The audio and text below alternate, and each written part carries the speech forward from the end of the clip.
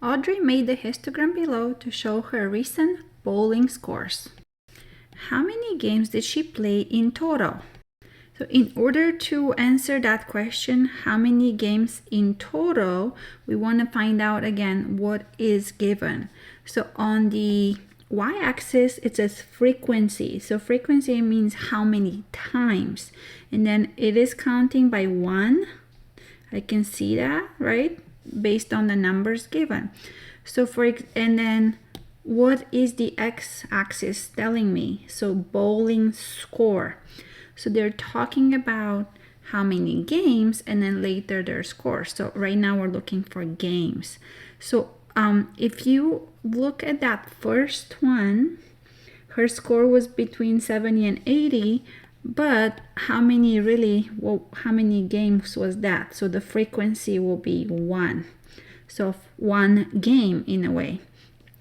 Similarly, the score, let's see this one right here, between 90 and 100 for bowling score. Now look to the side and tell me how many games was that. So in this case is 2.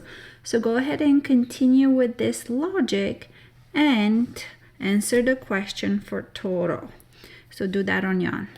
So make sure you pause the video now. Okay, the next question states that between what two values did most of her scores fall?